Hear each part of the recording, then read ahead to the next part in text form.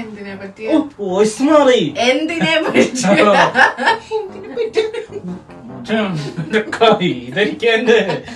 Respect നീ എന്നെക്കാളും താഴെയാണ് എന്നുള്ള രീതിയിൽ അതുകൊണ്ട് നീ എന്നെ റെസ്പെക്ട് ചെയ്യണം എന്നുള്ളൊരു ചിന്തയുണ്ട്. I am a really serious person.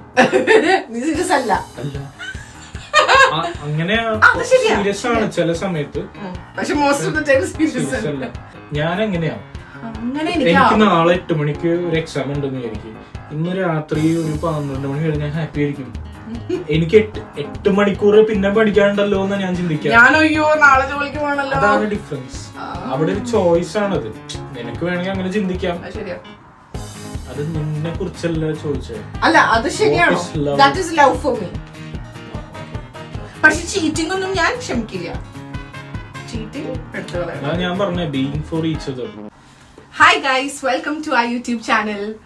So ഇന്നത്തെ ഞങ്ങളുടെ വീഡിയോ ഒരു കാഷ്വൽ ആയിട്ടുള്ള ഒരു ഞങ്ങൾ വെറുതെ അങ്ങോട്ടും ഇങ്ങോട്ടും ചില ഡീപ്പായിട്ടുള്ള കാര്യങ്ങളെ പറ്റി സംസാരിക്കുമെന്ന് വിചാരിച്ചു. സംസാരിക്കുക ആസ് ഇൻ എനിക്ക് അതിനെ പറ്റിയുള്ള എന്റെ ഒപ്പീനിയൻ ഞാൻ പറയും, സച്ചിന്റെ ഒപ്പീനിയനും പറയും. But these are like deep topics. Okay, അപ്പൊ അതിന്റെ ഒരു ലിസ്റ്റ് ഞാൻ റെഡിയാക്കിയിട്ടുണ്ട്. സ്റ്റാർട്ട് ചെയ്യാം. Okay, first, what does love mean to you? Very deep. Love, സ്നേഹം, ഇഷ്ടം, ഒരു പരസ്പരം മനസ്സിലാക്കൽ, പിന്നെന്താ? എന്നാലും ലവ് എന്ന് പറയുമ്പോ നിനക്കൊരു ഒരു ജസ്റ്റ് 1 പോയിന്റ്, ആ പോയിന്റ് ആണ് ലവ് നിനക്ക്. അതെന്താ ലവ് എന്ന് വെച്ച് കഴിഞ്ഞാൽ being for each other. Okay. അതെന്തൊരു എക്സ്പ്രഷൻ ആണ്. പ്രൗഡായി. ആരെ? നിന്നെ തന്നെ. നീ പറയ്, 1 വേർഡിൽ നീ പറയ്. 1 വേർഡിൽ എനിക്ക് ലവ് എന്ന് വെച്ച് കഴിഞ്ഞാൽ being there for each other. No matter what. എനിക്ക് ആ ഒരു സാധനമുണ്ട്, no matter what. ഇപ്പൊ എനിക്ക് ഭയങ്കര ഇഷ്ടമുള്ള ഒരാള്, അത് ശരിയാണോന്ന് എനിക്കറിയില്ല, പക്ഷെ എനിക്ക് ഭയങ്കര ഇഷ്ടമുള്ള ഒരാള് എന്തെങ്കിലും വലിയ തെറ്റ് ചെയ്താലും, വലിയ തെറ്റെന്ന് വെച്ചാൽ അങ്ങനെയല്ല, പക്ഷെ ചിലവർക്ക് അൺഫോർഗിവബിൾ ആയിട്ട് തോന്നുന്ന കാര്യങ്ങൾ പോലും എനിക്ക് ഫൈൻ, ഞാൻ മറന്നു കളയും. അത് നിന്നെ കുറിച്ചല്ല ചോദിച്ചത്. അല്ല, അത് ശരിയാണോ? That is love for me. പക്ഷെ ചീറ്റിംഗ് ഒന്നും ഞാൻ ക്ഷമിക്കില്ല. ചീറ്റിംഗ് എടുത്തു കളയാം. ഞാൻ പറഞ്ഞ being for each other. Okay, no matter what നീ ആഡ് ചെയ്തു, അല്ലാതെ വേറൊരു കാര്യം ഇത് പറയും. Being loyal to that person, അതാണ് ലവ് എന്ന് എനിക്ക് തോന്നുന്നു. ലോയൽ ഇപ്പം girl friend, boy friend, husband, wife മാത്രമല്ല, എല്ലാ രീതിയിലും വരും. ഫ്രണ്ട്സില് വരും, പേരൻസ്, പലതരം ലവ് ഉണ്ടല്ലോ. അല്ല, love for partner, love for brother, sister, love for parents, അതൊക്കെ അതൊന്നും ബീയിങ് ഫോർ ഈച്ച് അതർ അല്ല, അല്ലേ? അല്ല, അതും ബീയിങ് ഫോർ ഈച്ച് അതർ ആണ്. നമ്മൾക്കൊരു no matter what. Okay, what is something you need more in a relationship?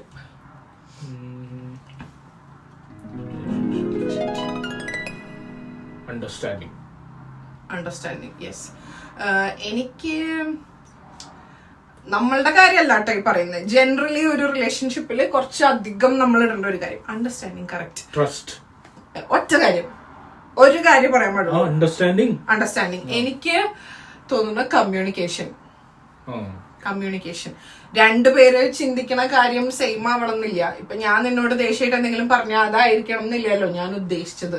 പിന്നെ last എല്ലാം കഴിഞ്ഞ് ചീറ്റിംഗ് കഴിഞ്ഞിട്ട് ഏതെങ്കിലും പാർട്ട്ണർ വരും, എന്നിട്ട് പറയും നീ ഇങ്ങനെ ചെയ്തോണ്ട് ഞാൻ ഇങ്ങനെ ചെയ്തേ എന്ന് പറയും, അല്ലേ?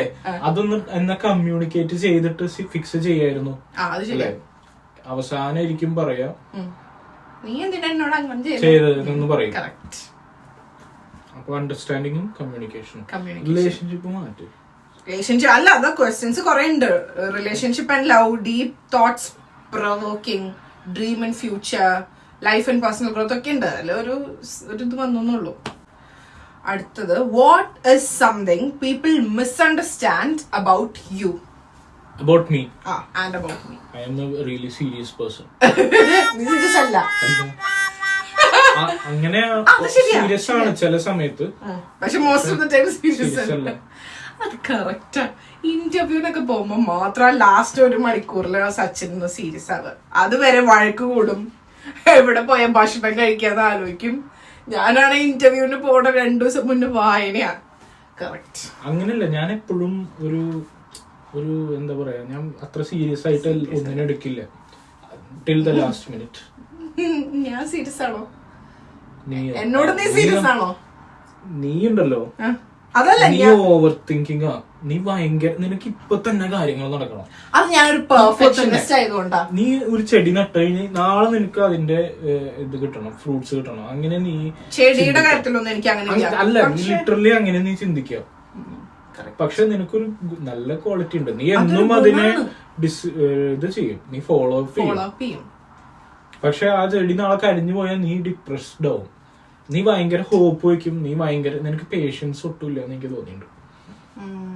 ഞാനൊന്നും എക്സ്പെക്ട് ചെയ്യില്ല, പക്ഷെ ഞാൻ അതിന് ആവശ്യമുള്ളത് കൊടുക്കും. എന്നിട്ട് ഞാനൊന്നും എക്സ്പെക്ട് ചെയ്യില്ല. ഞാൻ എക്സ്പെക്ട് ചെയ്യും എന്ന് വെച്ച് കഴിഞ്ഞപ്പോ ഞാൻ സ്നേഹം കൊടുക്കുന്ന ആളുടെ അടുത്ത് നിന്ന് സ്നേഹം അങ്ങനെയല്ല കേട്ടോ. ഞാൻ എന്തിനെങ്കിലും വേണ്ടി വർക്ക് ചെയ്യണമെങ്കിൽ എനിക്ക് അപ്പം അതിന്റെ റിസൾട്ട് അറിയണം. And result should be positive എന്നുള്ള ഒരു സാധനം എനിക്കുണ്ട്. ഞാൻ ഭയങ്കര മോട്ടിവേറ്റഡ് അതുകൊണ്ടാണ്. Okay, what is something people misunderstand about me? എന്നെ ആദ്യം കാണുമ്പം ജാടയാന്ന ആൾക്കാർ വിചാരിച്ചിട്ടുണ്ട്. ഞാൻ ജീനിയസ് ആണ്, പക്ഷെ ജീനിയസ് ആണ്, പക്ഷെ എന്നെ ഞാൻ ജാടയാന്ന് കുറെ പേർക്ക് തോന്നിയിട്ടുണ്ടെന്ന് പറഞ്ഞിട്ടുണ്ട്. അന്ന് നിനക്ക് തോന്നിയിട്ടുണ്ടോ? കാരണം ഇവനോട് ആദ്യം പോയിട്ടാ എവിടെയാ നാട്ടില് അങ്ങനെ ചോദിച്ചിട്ടുണ്ട്. പക്ഷെ എന്റെ വർക്ക് പ്ലേസിലൊക്കെ പറഞ്ഞിട്ടുണ്ട് ജാടയാന്ന്. അത് വേറൊന്നും കൊണ്ടുമല്ല, കാരണമൊന്നുമില്ല. ഞാൻ പെട്ടെന്ന് അങ്ങനെ ചിരിക്കില്ല. എനിക്ക് ഒരു ഇഷ്ടം വന്നാലേ ഞാൻ ചിരിച്ചു തുടങ്ങുള്ളൂ. അതുവരെ ഞാനൊരു വിഷമത്തിലായിരിക്കും ഞാൻ ഇരിക്കും. അപ്പൊ ആൾക്കാർ വിചാരിക്കും എനിക്ക് ജാടയാന്ന്, പക്ഷെ എനിക്ക് ജാടയല്ല. നിർത്തില്ല. Is forgiveness always deserved? Yes. കൊലക്കുറ്റൊന്നുമല്ല കേട്ടോ ഞാൻ പറയണേ, പക്ഷെ അത് സർക്കംസ്റ്റൻസ് കാരണമാണെങ്കിൽ മറക്കരുത്, പക്ഷെ ക്ഷമിക്കണം. മറക്കില്ലെങ്കിൽ ക്ഷമിക്കണേൽ എന്താ അർത്ഥം എന്ന് വെച്ച് കഴിഞ്ഞാ? അപ്പൊ നിന്റെ പേരൻസ് നിന്നോട് ക്ഷമിക്കില്ലേ നീ എന്തെങ്കിലും കുഞ്ഞു തെറ്റ് ചെയ്തോ? എടാ അതല്ല, ഇപ്പം വലിയ തെറ്റാണെങ്കിലാ ഞാൻ പറയണേ. തെറ്റ് മറക്കണം. ഇപ്പൊ എന്നെ ഒരാള് കൊന്നു, നീ അയാളോട് ക്ഷമിച്ചു മറക്കൂ? ശരിക്കും ഞാൻ ക്ഷമിക്കും, ഒരു പോയിന്റിൽ ഞാൻ ക്ഷമിക്കും, മറക്കില്ല. ഞാൻ ചെയ്തതൊന്നും ഞാൻ മറക്കില്ല. പക്ഷെ എനിക്ക് ഒരു ഡൗട്ട് എപ്പോഴും ഉണ്ടാവാറുണ്ട്, മറക്കില്ലെങ്കിൽ ക്ഷമിക്കുന്നതിൽ എന്താ തെറ്റ്? ക്ഷമിക്കുന്നത് കൊണ്ട് എന്താ കാര്യം? മറക്കില്ലെങ്കിൽ എന്ന് വെച്ചാ if you can't forget. Example പറഞ്ഞേ, എന്നെ ഒരാൾ കൊന്നു, നിന്റെ ഒരു ഫ്രണ്ട് എന്നെ കൊന്നെന്ന് വിചാരിക്കേ, പക്ഷെ നീ അയാളോട് ക്ഷമിച്ചു, പക്ഷെ മറക്കില്ല. അപ്പൊ ഈ ക്ഷമിച്ചിട്ട് അല്ലെങ്കിൽ ക്ഷമിച്ചുകൊണ്ട് എന്താ ഗുണം? നീ മറക്കണില്ലേ? നിന്റെ ഉള്ളിൽ ആ ഗ്രഡ്ജില്ലേ? അങ്ങനെയല്ല ഞാൻ ഉദ്ദേശിച്ചത്. അതായത് നമ്മള് ഒരിക്കലും ഗ്രഡ്ജൊന്നും ശരിക്കും നാച്ചുറലി ഗ്രഡ്ജ് വരും. പക്ഷെ അത് ശരിയല്ലല്ലോ. അപ്പം ഡു യു തിങ്ക് നമ്മൾ ആ ഫർഗീവ് ചെയ്യണ കാര്യം അത് ഡിസേർവ്ഡ് ആണോ? Is forgiveness something it's deserved? ചെറിയ കുറ്റങ്ങളൊക്കെയാണ് ക്ഷമിക്കാം. ലൈക്ക് നമ്മളറിയാതെ നമ്മളുടെ പൈസ മോഷ്ടിച്ചു, കുറച്ച് പൈസ, അല്ലെ ഫുഡ് മോഷ്ടിക്കുക, അതൊക്കെയാണ് ക്ഷമിക്കുക, വിട്ടുകളയുക. പിന്നെ അങ്ങനത്തെ കാര്യങ്ങളൊക്കെ. എനിക്ക് വലിയ കാര്യങ്ങളൊന്നും ക്ഷമിക്കാൻ പറ്റില്ല കേട്ടോ. എനിക്ക് അത്രയും നല്ല മനസ്സുണ്ട്, പക്ഷെ എനിക്ക് അത്രയും മനക്കട്ടില്ല അങ്ങനെ ക്ഷമിക്കാൻ. സച്ചിൻ അത്ര പോലും ക്ഷമിക്കില്ലേ? ഇത് പുറത്ത് പറയുന്നത് അല്ല. ഞാൻ ക്ഷമിക്കില്ല എന്ന് വെച്ച് കഴിഞ്ഞാൽ ഞാൻ മറക്കില്ല. ഞാൻ അത് അയാളുടെ ഒരു സ്വഭാവം എന്നുള്ള പോലെ ഞാൻ കാണും. അതിലും ഭേദം നമ്മൾ ക്ഷമിക്കണ്ട. ഇവന് അങ്ങനത്തെ ഒരു സ്വഭാവം എന്ന് കണ്ടിട്ട് I think you judge that person for the rest of that person's life based on that thing.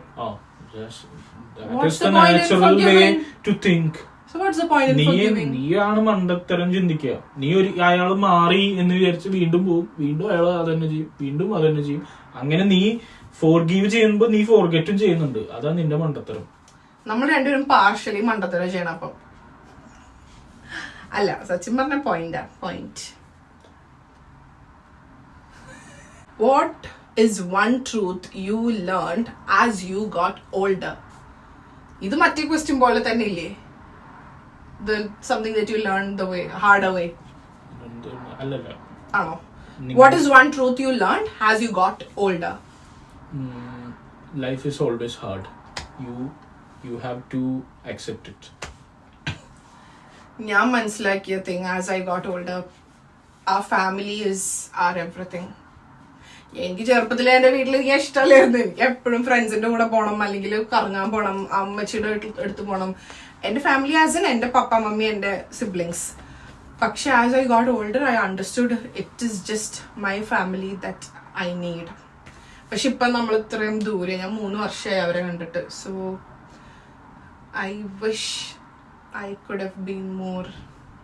എൻ്റെ വീട്ടിലൊക്കെ ഇരുന്ന്, വീട്ടിൽ തന്നെയായിരുന്നു ഞാൻ. പക്ഷെ ഞാനൊരു റിബൽ കിഡായിരുന്നു. ഞാൻ എല്ലാത്തിനും വഴക്ക് പിടിക്കും, അങ്ങനത്തെ ഒരു കുട്ടിയായിരുന്നു.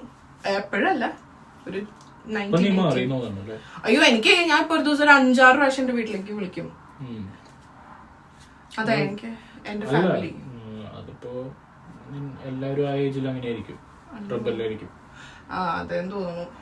പക്ഷെ ഇപ്പം ഞാൻ ഇത്ര ദൂരെ ചെയ്തുകൊണ്ടും അവരെ കണ്ടിട്ട് എന്റെ പാരന്റ്സിനെ ഞാൻ അനുസരിക്കായിരുന്നു. കാരണം അവര് കുറെ സ്റ്റുഡൻസിനെ പഠിപ്പിച്ചത് കൊണ്ട് അവര് കറക്റ്റ് ആയിട്ട് എനിക്ക് പറഞ്ഞു തരും ഇങ്ങനെയാണ് എന്ന് പറയാം. അവരോട് എനിക്ക് എതിർത്ത് നിൽക്കാൻ പറ്റില്ല. ന്യായമായിട്ടുള്ള എന്നോട് പഠിക്കാൻ മാത്രമേ പറഞ്ഞിട്ടുള്ളൂ, അല്ലാതെ എന്നെ വേറെ ഒന്നിലും എന്നെ വേറെ ഒന്നിലും റെസ്ട്രിക്ട് ചെയ്തിട്ടില്ല.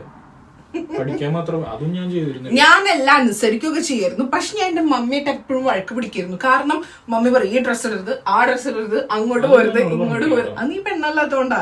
പെൺകുട്ടികളുടെ അടുത്ത് പറയുന്ന ഒരു കാര്യം, മുടി വളർത്തരുത്, താടി അങ്ങനെയൊന്നും പറഞ്ഞിട്ടില്ല. അത് പറഞ്ഞിട്ടില്ലേ? എന്നോട് പഠിച്ചാ മതി, പഠിച്ചു കഴിഞ്ഞാ ഇതാവെന്ന് പറഞ്ഞിട്ടില്ല. ചിലപ്പോ ഞാൻ ഒന്നും പഠിക്കാത്തോണ്ടായിരിക്കും, അത് അഡ്രസ് ചെയ്തായിരിക്കും. അല്ലെങ്കിൽ അത് ആദ്യം പഠിക്കട്ടെ എന്നിട്ട് ഇത് പറയാം എന്നുള്ള ചിന്തിച്ചിട്ടുണ്ടോ? സച്ചിന്റെ പേരൻസ് ഒന്ന് കമന്റ് ചെയ്യണം കേട്ടോ. ഒന്നും പറഞ്ഞിട്ടില്ലേ, നല്ല കുട്ടി. ഞാൻ അങ്ങനെ റിബലിന് ഉദ്ദേശിച്ച അതല്ല. എനിക്ക് ഇപ്പൊ എന്റെ അടുത്ത് ഒച്ചത്തിൽ സംസാരിക്കരുത് എന്ന് പറഞ്ഞാൽ ഞാൻ ചോദിക്കും അതെന്താ, അങ്ങനത്തെ ഒരു കുട്ടിയായിരുന്നു. അതൊന്നും ഇപ്പോഴും അങ്ങനെയാ. ഞാൻ കുറച്ച് ബോൾഡാ സച്ചിൻ, അതുകൊണ്ടാ ഒച്ച എല്ലായിടത്തും ഒച്ചത്തിൽ സംസാരിക്കരുത്. ഞാൻ എന്താ എല്ലായിടത്തും ഒച്ചത്തിലാണോ സംസാരിക്കുന്നത്? ഒരു ആർഗ്യുമെന്റിന്റെ സമയത്ത് ഒച്ചത്തിൽ സംസാരിക്കാൻ പാടുള്ളൂ, കാമായിട്ട് നിൽക്കണം. ആർഗ്യുമെന്റ് വരുമ്പം എന്റെ പോയിന്റ് പറയാൻ ഞാൻ ഇങ്ങനെ തിളക്കും. അങ്ങനെയല്ല, പിന്നെ ഒരു പൊളൈറ്റ്നെസ് ഉണ്ട്, ഒരു അങ്ങനെ ഓളിട്ട് സംസാരിക്കരുത്. പ്രത്യേകിച്ച് ഇവരുടെ കൾച്ചറില്, ഇംഗ്ലീഷ് കൾച്ചറില്.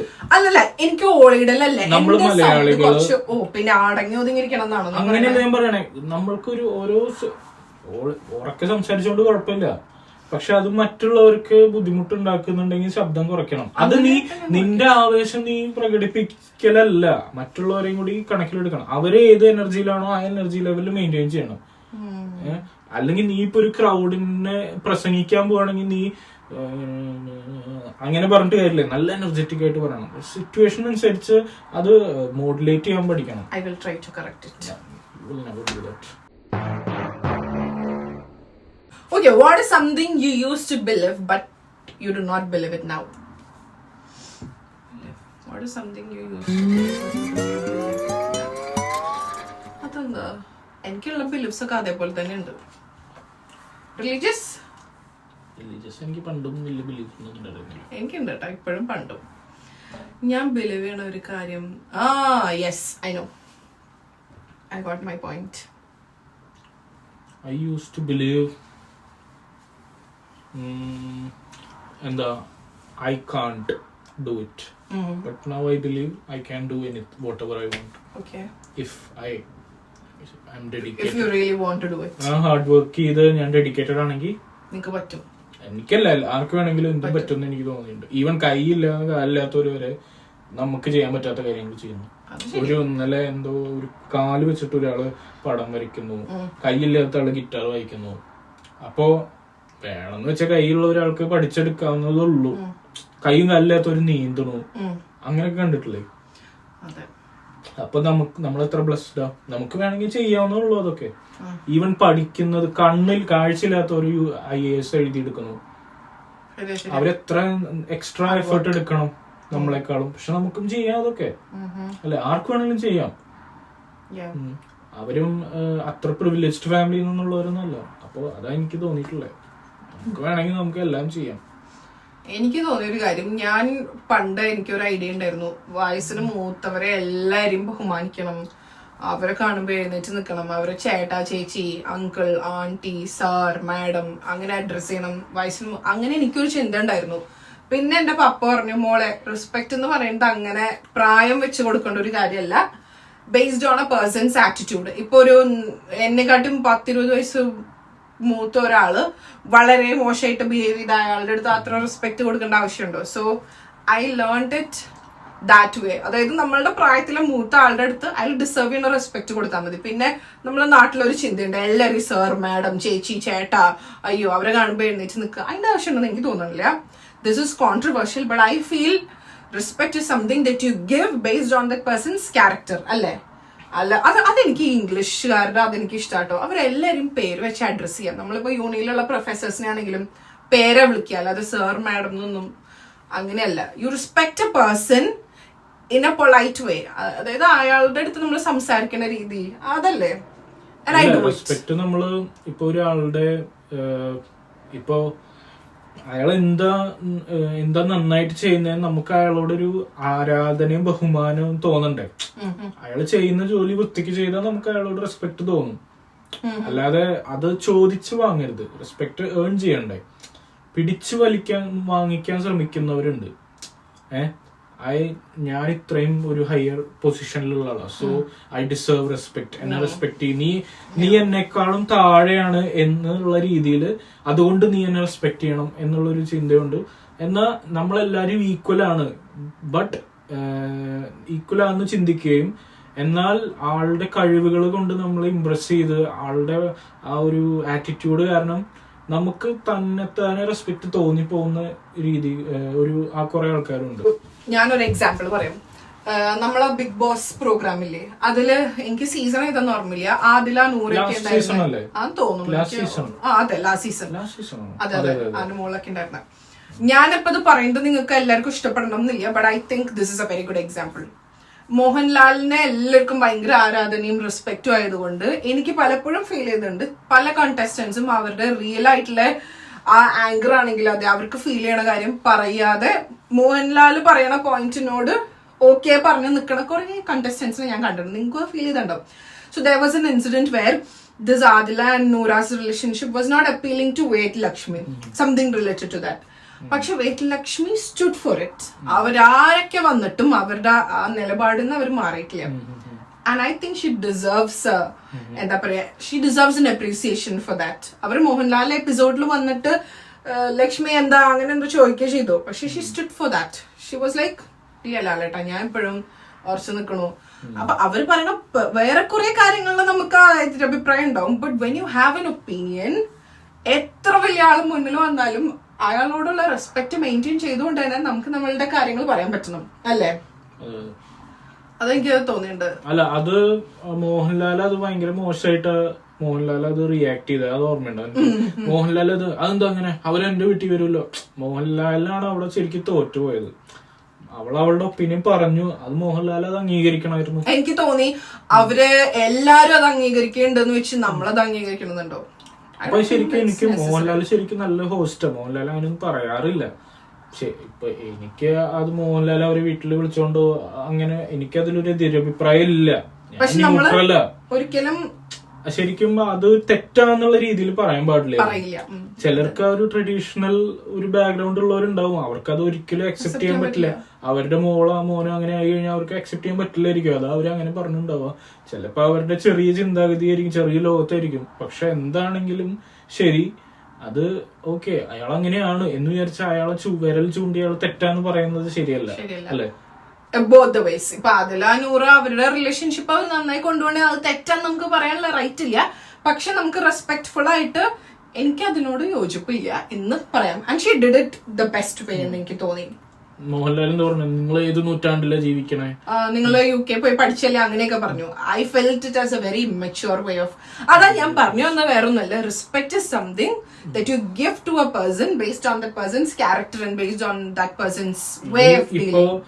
എനിക്കറിയില്ല കേട്ടോ, ഇനിയിപ്പോ മോഹൻലാൽ ഫാൻസ് വന്നിട്ട് നമ്മളോട് ചിലപ്പോ അത് സ്ക്രിപ്റ്റഡ് ആയിരിക്കും, അവളോട് അങ്ങനെ പറയാൻ പറഞ്ഞതായിരിക്കും, എന്നിട്ട് മോഹൻലാൽ അങ്ങനെ റെസ്പോണ്ട് ചെയ്തതായിരിക്കും. എനിക്ക് അറിയണ മോഹൻലാൽ അങ്ങനെയൊന്നും പറയില്ല സാധാരണ. മോഹൻലാൽ ഭയങ്കര മെച്ചൂറുമായിട്ടും നല്ല തമാശയായിട്ടും മോഹൻലാൽ സംസാരിക്കുക. ഒരിക്കലും അങ്ങനെ പ്രകോപിതനാവില്ല മോഹൻലാൽ, ശ്രദ്ധിച്ചിട്ടുണ്ടാവും. ആളുടെ ഇന്റർവ്യൂസിലാണെങ്കിൽ ആള് തമാശ രീതിയിൽ കൂടെ അത് സോൾവ് ചെയ്ത് വിടും.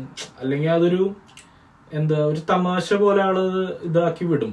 പെട്ടെന്ന് ആൾക്ക് ദേഷ്യം വന്നത് എന്താന്ന് അത് ഞാൻ ശ്രദ്ധിച്ചിരുന്നു. അല്ല അതെ, അപ്പൊ എനിക്ക് മനസ്സിലായി നമുക്ക് ഒരാളോട് റെസ്പെക്ട് ഉണ്ടെങ്കിലും നമ്മളെ ഒരിക്കലും താഴ്ത്തി കെട്ടിട്ടാവരുത് നമ്മൾ ഒരാളോട് റെസ്പെക്ട് കാണിക്കേണ്ടത്. And she proved it in a very good way. നമ്മളിപ്പോ ആരും പുകഴ്ത്തി പറയുന്നല്ല, but this is a very good example that Malayalis would be able to relate. Is it better to follow your heart or your logic? Logic. എനിക്കറിയായിരുന്നു. Logic. Heart എന്ന് വെച്ച് കഴിഞ്ഞാൽ നമ്മളുടെ mind voice, emotion അല്ല. അതായത് നമുക്കൊരു ഇൻറ്റ്യൂഷൻ അങ്ങനെയൊക്കെ ഇല്ലേ? എന്റെ ഇൻറ്റ്യൂഷൻ കറക്റ്റാ പറഞ്ഞത്. അങ്ങനെ മൈൻഡ് വോയിസ്, അതായത് നമുക്ക് ഒരു ഇൻറ്റ്യൂഷൻ എന്നൊക്കെ പറയില്ലേ? ഇൻറ്റ്യൂഷൻ എങ്ങനെ ലോജിക്കൽ ഇൻറ്റ്യൂഷൻ ആയിക്കൂടെ? ആകാം. അത് ഇമോഷണൽ ആണോ ലോജിക്കലാണോ? ഇത് എന്ത് ക്വസ്റ്റ്യനാ? അതെ, ഞാൻ ഇപ്പൊ ഒരു എക്സാമ്പിൾ തരാം. ഇപ്പൊ നമുക്ക് രണ്ടുപേർക്കും രണ്ട് സ്ഥലത്ത് ജോലി കിട്ടി, ഓക്കെ? പക്ഷെ ഇപ്പൊ എനിക്ക് കുറച്ച് അധികം സാലറി ഉണ്ട്, അല്ലെങ്കിൽ നിനക്ക് കുറച്ച് അധികം സാലറി ഉണ്ടെന്ന് വിചാരിക്കും. പക്ഷെ നമുക്ക് രണ്ടുപേർക്കും രണ്ട് സ്ഥലത്ത് നിൽക്കാൻ ഇഷ്ടമില്ല. And the one who has more salary can support the other one എന്നുള്ള രീതിയിലാണ്. അങ്ങനെയാണ് നിന്നെ രണ്ട് സ്ഥലത്ത് നിൽക്കണം ഞാൻ ചിന്തിക്കും രണ്ടാൾക്കും ഒരുമിച്ച് നിന്നാ പോലെ. ലോജിക്കലി അത് ശരിയാണെന്ന് എനിക്ക് തോന്നുന്നുണ്ടോ? ഒരാൾക്ക് ഒരു കൂടുതൽ സാലറി ഉണ്ട്, ഒരുമിച്ച് നിൽക്കണം, അപ്പൊ ലോജിക്കലി അതൊക്കെ അല്ലേ? അപ്പൊ ഇനി നമുക്ക് രണ്ട് ജോലി അല്ല, ലോജിക്ക് ഇപ്പൊ ഒരാൾക്ക് രണ്ടുപേർക്കും ജീവിച്ചു പോകാൻ പറ്റുന്ന സാലറി ഉള്ളൂ. ഒരാൾക്ക് രണ്ടുപേർക്കും ജീവിച്ചു പോകാൻ പറ്റുന്ന സാലറിയില് അതേ സാലറി സ്കെയിലില് വേറെ സ്ഥലത്ത് ജോലി കിട്ടി. അപ്പൊ ഇയാള് വന്ന് മറ്റേ ആൾക്ക് ഒരു ബാധ്യതയാവേണ്ട ആവശ്യമുണ്ടോ ലോജിക്കലി?